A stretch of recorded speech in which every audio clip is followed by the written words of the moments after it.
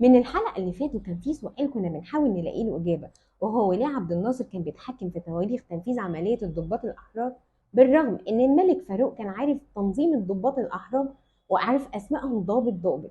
وفي حلقتنا أكيد هنعرف حكايته ده بشهادة علي صبري. إلا مين هو علي صبري؟ علي صبري ده يبقى نائب جمال عبد الناصر، وكان ماسك مدير المخابرات الحربية في عهد عبد الناصر، وقال نصا على لسان جمال عبد الناصر، قال له روح للسفارة الأمريكية واكد عليهم بالوعد اللي وعدوه لنا بعدم تدخل بريطانيا اللي هم الانجليز ومنعهم للتضامن مع الملك فاروق. الله، ده كده بنت الفوله بقى. ده كده معناه ان امريكا كانت عارفه بالثوره والسر مش في بير ولا حاجه. ما هو اصل وكيل الخارجيه الامريكيه حذر من فشل ايجاد حل في النزاع المصري البريطاني، وقال ان هتحصل مظاهرات مش هنعرف نلمها. امريكا قالت ده ما يصحش طبعا، احنا لازم نلاقي حل. فكانت عارفه كل حاجه. بريطانيا بجلالة قدرها وافقت إنها تخرج من مصر، ولكن بشرط. قالت لأمريكا تأمني خروج الملك فاروق بشكل آمن. أمريكا قالت بس كده؟ ده أنت تأمريني. وفعلا خرج الملك فاروق وأسرته من راس التين في اسكندرية على يخت المحروسة، والضباط الأحرار اتفقوا إن الثورة هتقوم من سكنات الجيش من نهاية شارع العباسية لمصر الجديدة، وكانت أهم خطة للثورة إنهم يسيطروا على المراكز المهمة لأسلحة الجيش. واعتقلوا الضباط القديمة في الكلية الحربية خوفا منهم إنهم يكونوا سبب في فشل الثورة، وقسموا القاهرة 4 قطاعات.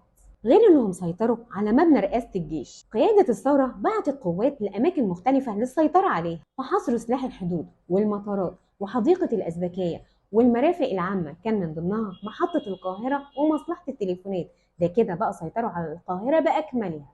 ده غير إن مصفحة اتجهت لمنتصف القاهرة وسيطرت على دار الإذاعة المصرية، وقوة تانية سيطرت على مبنى الإذاعة في أبو زعبل. وفي صباح يوم 24 يوليو دخل البكباشي أنور السادات، وده كان قائد من ضمن قادة الضباط الأحرار، وأذاع بنفسه البيان الأول للثورة عن لسان القائد العام للقوات المسلحة. وبكده أصبحت مصر بدون ملك، وبقى بيحكمها مجلس قيادة الثورة. وده كان لحد يوم 18 يناير 1953 أصدر مجلس قيادة الثورة بيان بأن المملكة العربية المتحدة بقت جمهورية مصر العربية، وتم تعيين اللواء محمد نجيب أول رئيس للجمهورية.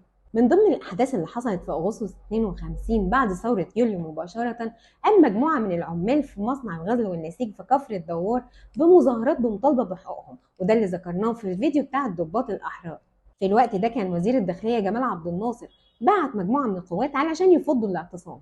راح ضابط من ضمن القوات عمل خط أبيض وقال اللي هيعدي الخط ده هيتضرب بالنار، وعليها جه واحد راح معدي الخط الأبيض ده، راحوا فاتحين النار عليهم، وبدأت الاشتباكات بين العمال وبين الضباط.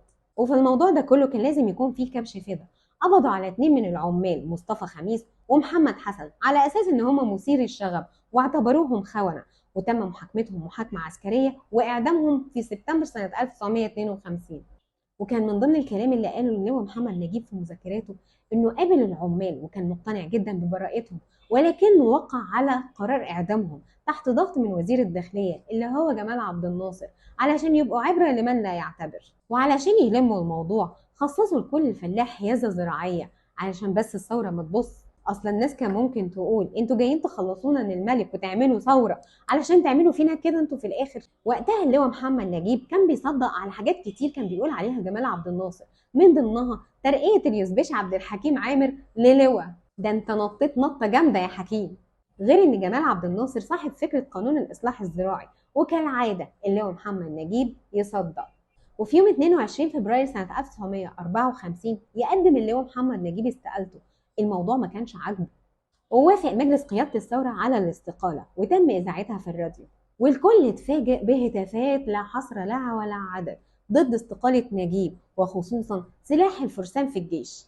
أصل اللواء محمد نجيب كان محبوب يا جماعة. وفي يوم 27 فبراير سنة 1954 يعني بعدها ب5 أيام يذيع مجلس قيادة الثورة بيان عن طريق الإذاعة المصرية بعودة اللواء محمد نجيب رئيس للجمهورية. طبعا بين قوسين اللواء محمد نجيب يشعر بالفخر، بس المرة دي اللواء محمد نجيب رجع بشروط وقرارات جديدة، فكان من ضمنها إنه رجع البرلمان وعمل دستور جديد وألغى الأحكام العرفية، غير إنه ألغى الرقابة على الصحف. وكان الغريب في الموضوع إن مجلس قيادة الثورة وافق على كل القرارات الجديدة اللي قررها اللواء محمد نجيب، وفي يوم 28 مارس سنة 1954 حصلت حاجة غريبة جدا لا كانت على البال ولا على الخاطر. اتملت الميادين بأغرب المظاهرات الغير متوقعة، والهتافات كانت غريبة جدا الصراحة: فلتسقط الحرية، فلتسقط الديمقراطية، لا لعودة البرلمان. هو انتوا شايفين حاجة ولا ايه؟ في حد يقول كده؟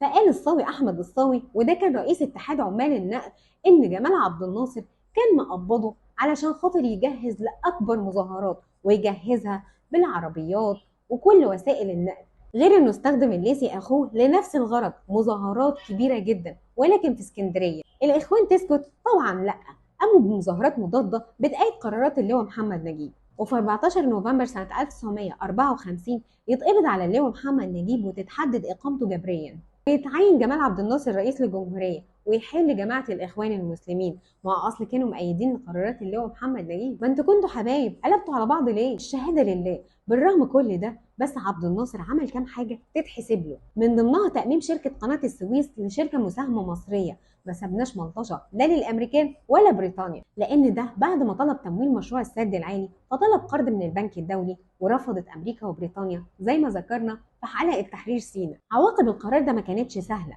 خلت اسرائيل وفرنسا وبريطانيا يقلبوا علينا ودكوا سيناء على باكره ابيها. فطلب ايزنهاور، وده الرئيس ال 34 للولايات المتحده الامريكيه، انعقاد جلسه طارئه لمجلس الامن، وعليها ادان مجلس الامن اللي حصل من اسرائيل وفرنسا وبريطانيا، وقرر انسحابهم تماما من مصر. يعني امريكا اللي ساعد في الانسحاب العدوان من مصر مش عبد الناصر؟